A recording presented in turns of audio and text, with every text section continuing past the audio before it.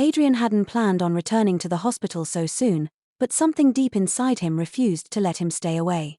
He had barely been home long enough to shower and grab a few files before an uneasy feeling tugged at him, a quiet whisper that something wasn't right. As he drove back, the city was still waking up, the early sunlight stretching across empty streets, yet none of its calm could settle the pounding in his chest. When he stepped through the hospital doors, the usually familiar scent of antiseptic suddenly felt colder, sharper. Every step down the hallway seemed heavier than the last, as if the building itself was warning him. A strange tension wrapped around him, making the quiet corridor feel unnaturally still. He didn't know what he would find, but with every breath, the pull toward room 218 grew stronger, almost urgent, as if fate itself was pushing him forward. When Adrian finally reached the door and pushed it open, the world seemed to stop. For a moment, he couldn't make sense of what he was seeing, his breath caught in his throat as his eyes landed on Marissa, leaning over his frail mother with a pillow pressed tightly against her face.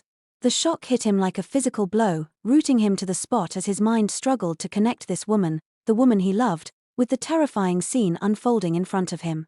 Marissa's hands were trembling, her expression twisted with a mix of fear and anger he had never witnessed before. His mother's weak struggles, muffled beneath the pillow, jolted him back into motion. In that instant, everything he believed about trust, about love, about the life he had built, felt like it was collapsing in on itself.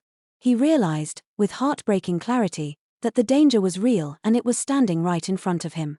Marissa stumbled back the moment she realized Adrian had seen everything, her face draining of color as panic overtook her. She pressed herself against the wall, breath shaking, eyes darting between him and the bed as if searching for a way to undo what had just happened. But Adrian's focus was already locked on his mother. He rushed to Eleanor's side, lifting the pillow away and helping her catch her broken breaths. Her chest rose in weak, uneven gasps, and the frantic beeping of the heart monitor only made his own pulse race faster. The room filled with noise, the alarm, the footsteps of nurses rushing in, the low murmur of security arriving, but inside Adrian, everything felt painfully quiet. The disbelief, the guilt, the betrayal, they all collided at once, settling like a heavy weight inside him. As Marissa was gently escorted out, he realized just how close he had come to losing the one person who had always stood by him. Long before the hospital incident, the cracks had already begun forming beneath the surface of their home, even if Adrian had tried his best not to see them. In the early years, life with Marissa had felt steady and warm, the kind of comfort he had always hoped for after a childhood filled with struggle. But when his business began to fail and money grew tight, the stress seeped into every corner of their relationship. Moving in with Eleanor was supposed to be temporary, just long enough for them to get back on their feet. But the arrangement quickly became a silent battlefield. Marissa carried a quiet resentment she rarely spoke aloud, yet it showed in the way she looked at Eleanor, in the clipped tone she used, in the long, tense evenings where no one dared say too much. Eleanor, for her part, tried to remain graceful, but Adrian could see the exhaustion behind her gentle smiles. There were conversations he overheard that never should have been said, frustrations Marissa confessed to friends when she assumed no one was listening. Slowly, the house became a place filled with unspoken complaints and coldness. Even when they finally moved out, the damage carried forward like a shadow.